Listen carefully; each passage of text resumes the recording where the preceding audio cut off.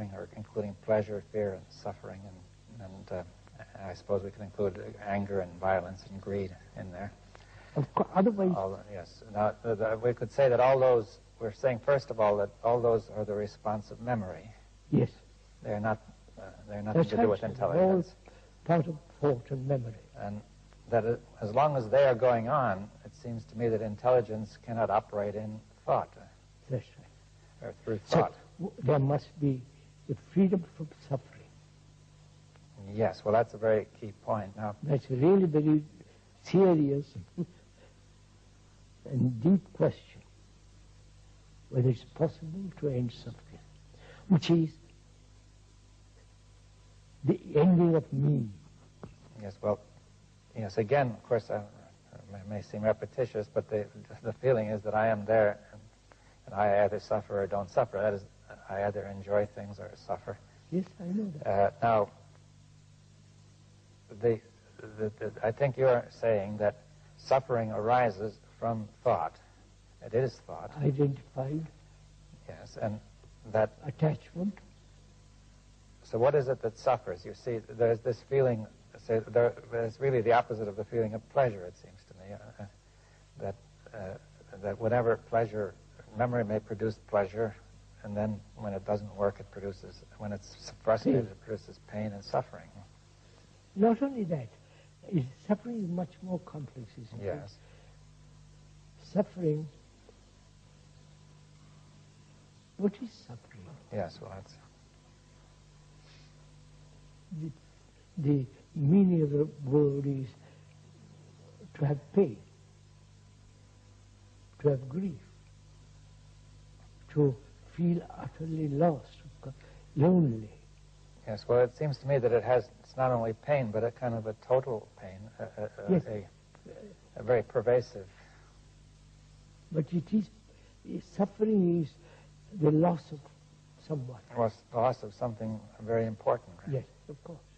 Loss of my wife, or loss of my son, brother, whatever it is. And the desperate sense of loneliness. Yes, or else just simply the fact that the whole world is going into such a state. Of course. I mean, all the wars. It makes everything meaningless, you see. What a lot of suffering the Balkan Wars have created. Yeah. Well, all these wars, I mean, and wars have been going on for thousands of years. That's why we are carrying on with the same pattern of the last 5,000 years or more of wars.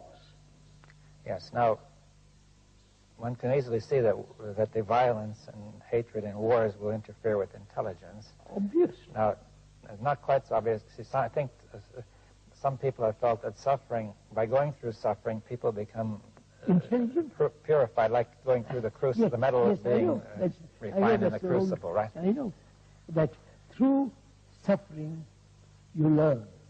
Or you are purified in some way. You are purified. This is through suffering your ego is vanished. Yeah, dissolved, dissolved. Refined. It doesn't. People have suffered immense. How many wars, how many tears. And the destructive nature of governments. Yes, so they've suffered any number of things. Multiply unemployment, ignorance of all. Yes, disease, pain, everything. But you see, what is suffering really? Why does it destroy intelligence or interfere with, prevent it? Why does suffering prevent intelligence? What is going on, really?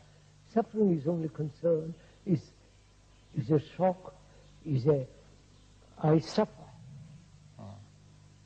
I have pain. It is the essence of the me. Yes, the difficulty with suffering is that it's the me that is there that is suffering. Yes. And this me is really being sorry for itself in some way. My suffering is different from your suffering. It isolates itself, yes.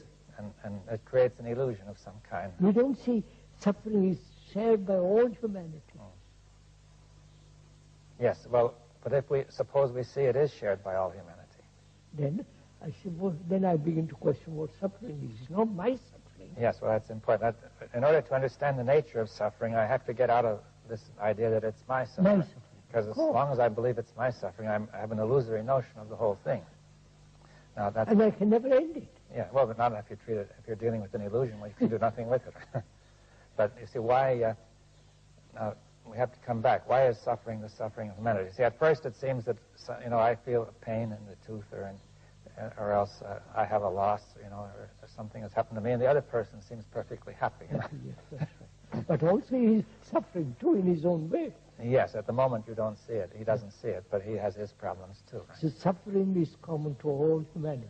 Yeah, but the fact that it's common is not enough to make it all one. It's actual.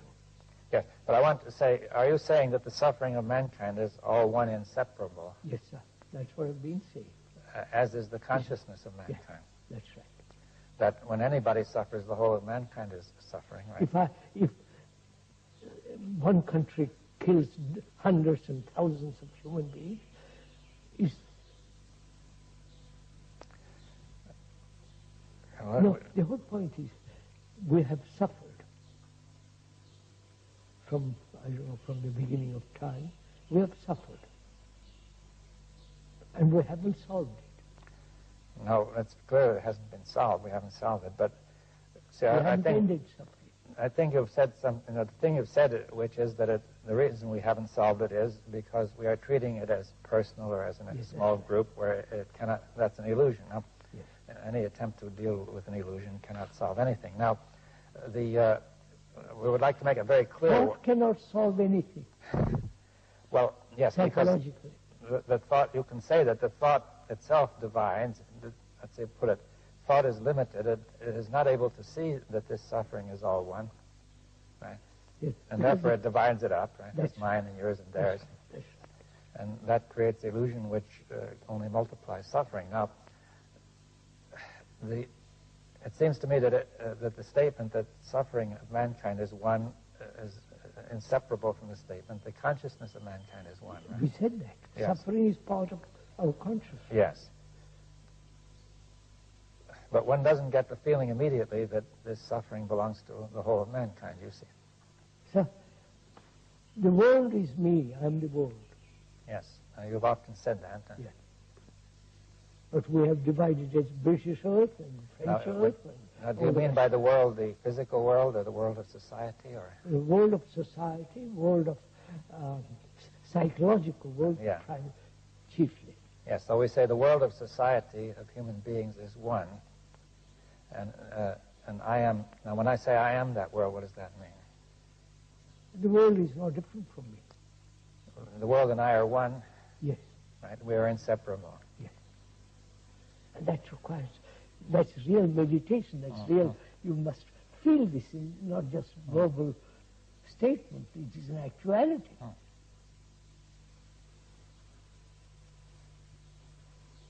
I am my brother's keeper.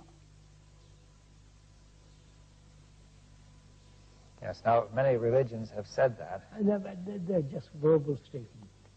Well, and they don't keep it.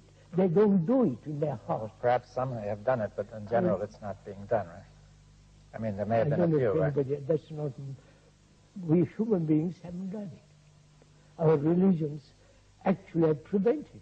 Well, because of division. Every religion has its own beliefs and its own organization. Its own gods and its own saviors. Yes. So, from that, is that intelligence actual? Yes. Or is it some kind of fanciful projection, hoping that will solve our problems? No, it's not to me. It is an actuality. Because the ending of suffering means love. Yes, now, before we go on that, you see, we have to make clear up a point about me. You see, you said it's not to me. Now, in some sense, it seems that you are still defining an individual. Yes, yes. Is that right? When I say I'm really not, I'm using the word I as a means of communication. It's not. Yeah, what does it mean? You see, are you, in some way, let's say that there may be two people.